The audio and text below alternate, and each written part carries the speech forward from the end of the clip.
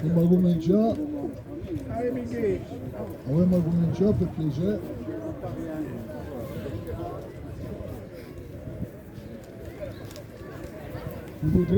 Je voudrais vous remercier tous, toutes, de votre présence. Je voudrais... Bon, vi ringrazio a tutti di seguire,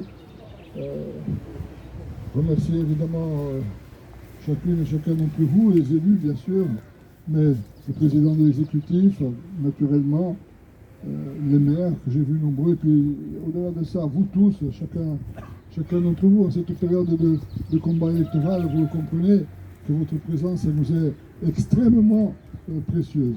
Et surtout, pour nous, votre présence, c'est l'expression d'une volonté commune.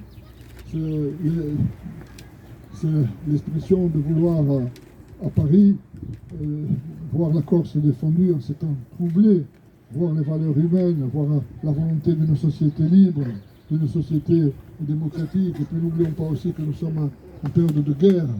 Et donc, vouloir un monde plus sûr pour nos enfants. Et aussi, bien sûr, de voir, c'est le cœur même de notre action, notre circonscription et notre île défendue comme il le faut, défendue avec persévérance, avec pragmatisme, avec intelligence. Voilà. Donc, soyez toutes et tous remerciés. Votre présence, vous le savez, elle nous va droit au cœur, et je dirais même qu'elle est indispensable. Vous savez que la dissolution de l'Assemblée nationale, sans préavis, à la veille des Jeux Olympiques, a été une surprise brutale pour tout le monde. Elle donne en tout cas aux citoyens l'occasion de juger d'abord notre action, à nous qui sommes les sortants, et puis aussi de juger les promesses électorales qui sont très abondantes, vous l'avez vu, des uns et des autres.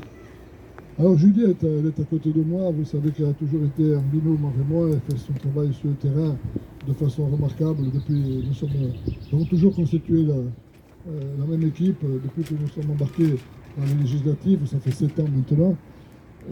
Juliette et moi sommes donc candidats au renouvellement de notre mandat, de mandat que les électeurs en fait nous ont confié il y a 2 ans. Nous avons l'honneur évidemment de représenter Femagos, et nous avons aussi l'honneur de représenter le groupe Lyotte. Et puis donc ça veut dire encore que nous sommes proches représentants de cette majorité territoriale dans tout le bien qu'elle porte, dans tout le message politique, dans tous les services qu'elle rend au bien commun au quotidien, et puis d'ailleurs à la collectivité, comme dans de nombreuses communes, y compris d'ailleurs Bastia, qui est la plus importante des communes de cette circon. Donc Bruno è di una guerra, di un onore di rappresentare qui, di rappresentare Parigi con Jean-Félix, sta in merito. Moi j'ai déjà eu l'occasion de vous le dire, nous nous présentons face à cette élection sans prétention particulière, avec humilité, je vous dis, mais aussi sans honte, l'esprit tranquille. On peut dire que nous avons accompli notre mission avec constance, avec engagement, que ce soit en séance publique, que ce soit à la tribune de l'Assemblée, que ce soit en commission, que ce soit dans nos amendements. Par centaines de fois, nous avons essayé de faire évoluer les choses dans un sens que nous estimons de progrès.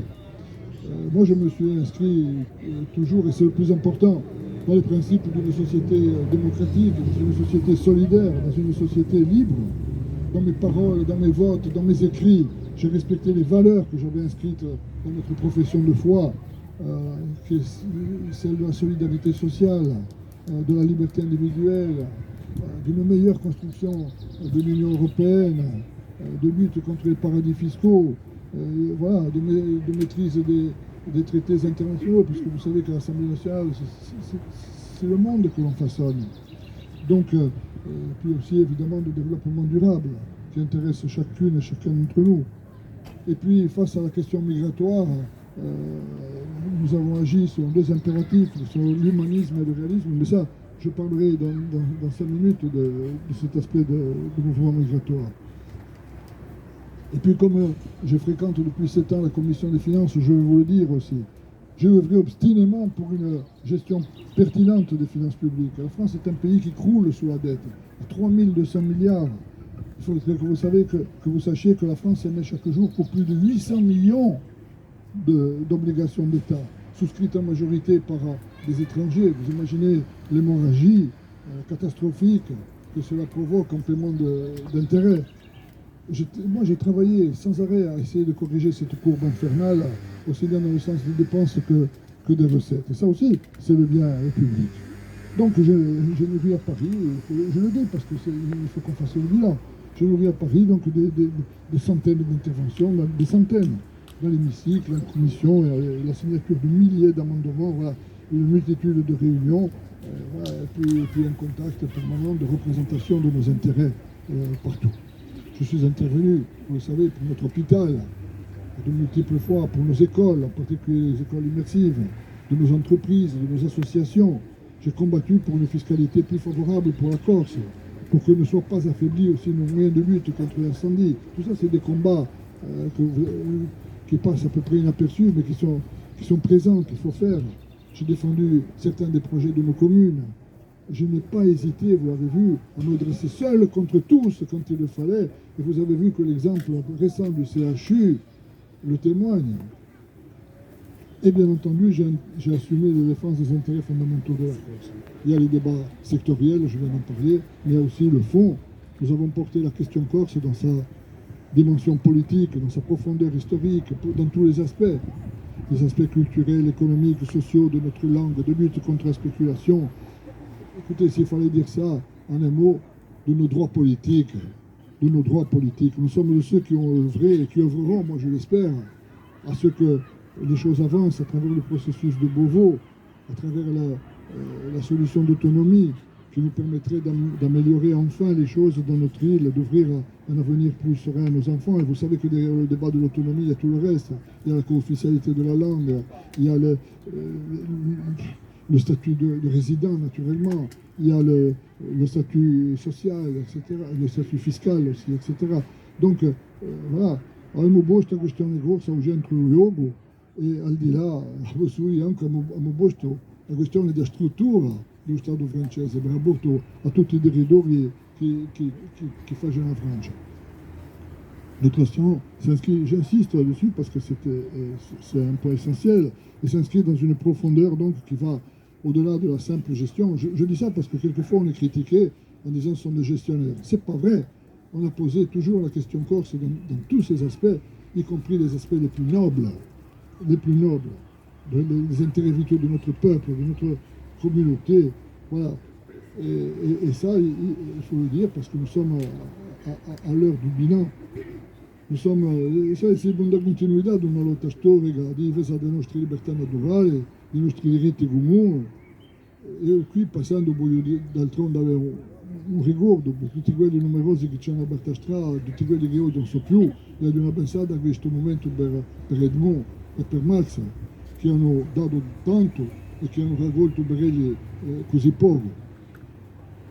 Ça, si vous voulez, c'est le regard de ce que nous avons fait. Maintenant, il faut regarder devant. Il y a l'avenir, il y a le travail qui doit se poursuivre. Et vous savez qu'il y a tous les chantiers qui restent maintenant, qui nous attendent. Moi, je veux le dire, la crise sanitaire, vous le savez, a aggravé les problèmes sociaux. Les problèmes sociaux sont graves. Les gens ont des problèmes au quotidien.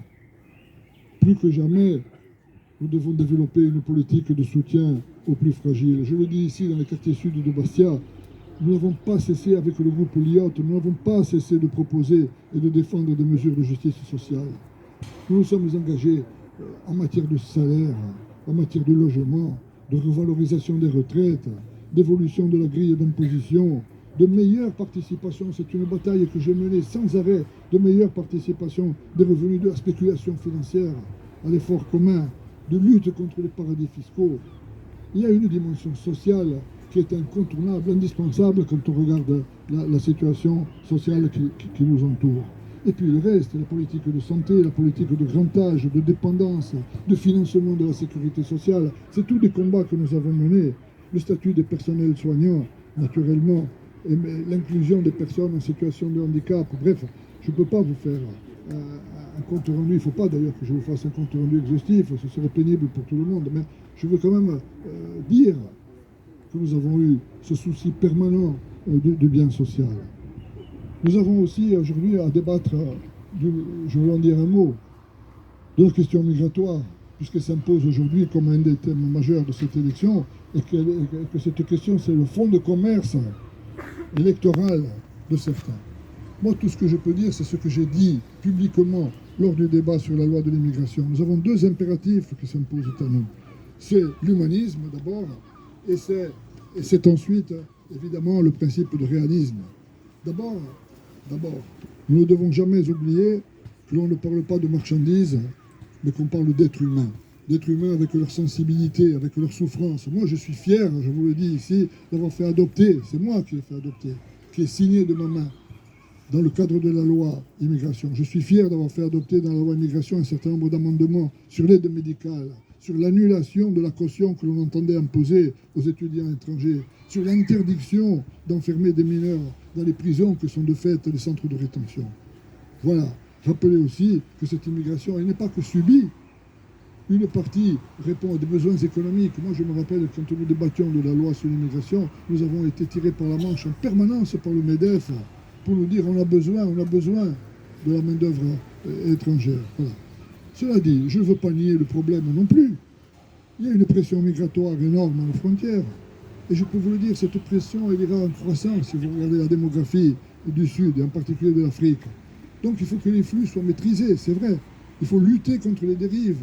Il faut que les obligations à quitter le territoire français soient appliquées. Et je ne parle même pas d'ailleurs des risques sécuritaires qui doivent être combattus par tous les moyens qu'offre la démocratie. La démocratie qui est dans notre société, qui est profondément divisée. La démocratie qui est le refuge ultime, vous le savez, de nos libertés et du vivre ensemble. Et que l'école aussi puisse réellement accomplir sa fonction de formation.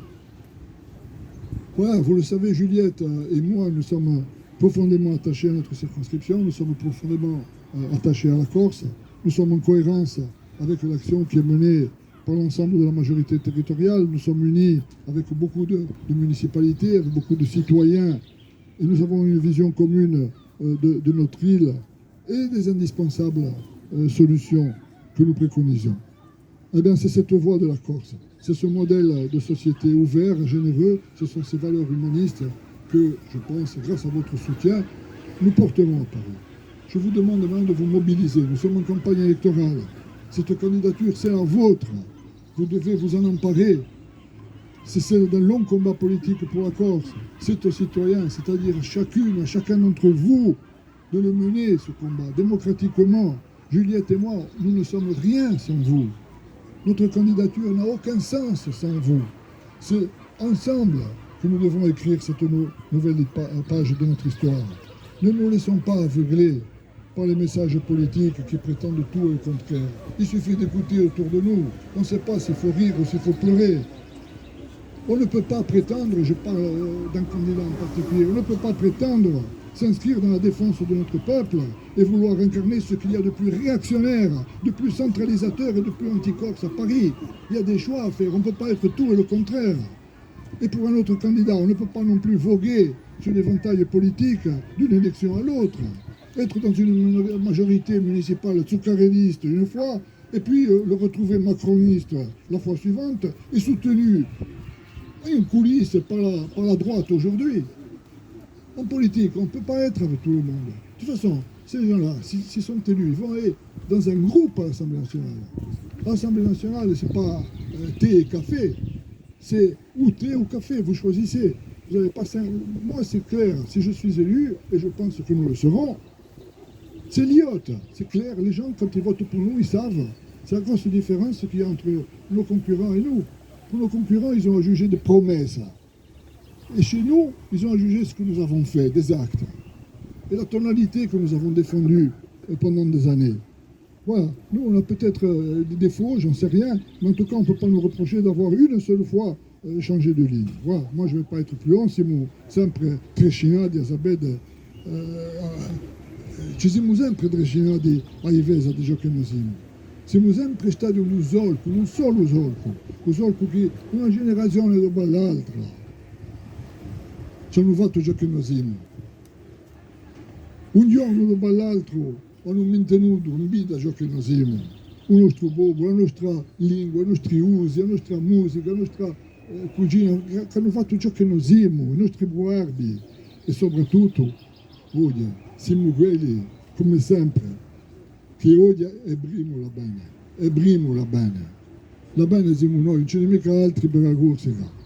E beh, io vi la voglio in conclusione, sta bene, lavoreremo insieme. E insieme anche a questo corpo, vi la dico, scriveremo la storia, bravi!